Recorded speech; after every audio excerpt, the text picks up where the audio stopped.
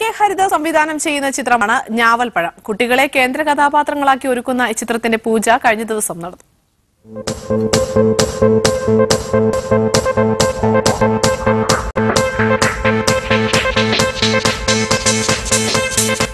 അനൂപ് മേനോൻ പ്രധാന വേഷത്തിലെത്തിയ ജോസേന്റെ ഹീറോ എന്ന ചിത്രത്തിന് ശേഷം കെ ഹരിദാസ് സംവിധാനം ചെയ്യുന്ന ചിത്രമാണ് ഞാവൽപ്പഴം.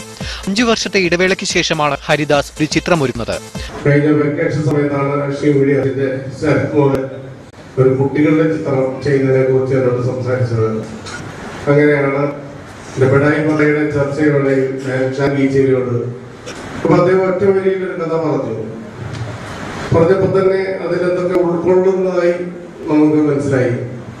അങ്ങനെ അദ്ദേഹത്തിനെ എഴുതാനിരുത്തി എത്രയും പെട്ടെന്ന് തന്നെ വളരെ പെട്ടെന്ന് തന്നെ അദ്ദേഹം അത് പൂർത്തിയാക്കിയപ്പോൾ അതൊരു ചർച്ച ചെയ്യപ്പെടുന്ന ഇന്നത്തെ സമകാലിക പ്രസക്തിയുള്ള ഒരു ചിത്രമായി ചിത്രത്തിന്റെ തിരക്കഥയായി അത് മാറുകയായിരുന്നു.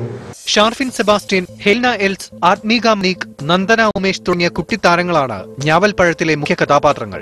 സുധീർ കരമന, മണികണ്ഠനാചാരി, പാഷാണം ഷാജി, സ്ഫടികം ജോർജ്, സന്തോഷ് ഈഴാറ്റൂർ, ഹരീഷ് കണാരൻ, ഹരീഷ് പേരാടി, അഞ്ജയ് നായർ, നീന കുറുപ്പ്, ശാന്തകുമാരി തുടങ്ങിയവരും ഞാവൽപ്പഴത്തിൽ വേഷമിടുന്നു.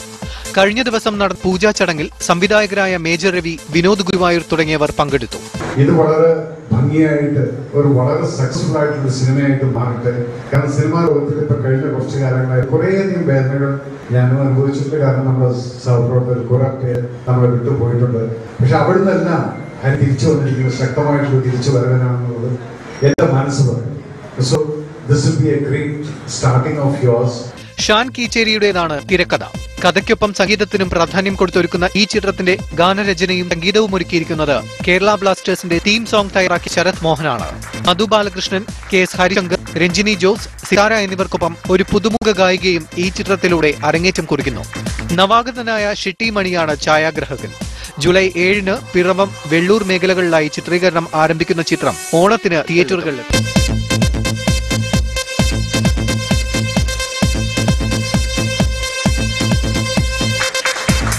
Entertainment Desk, Media One.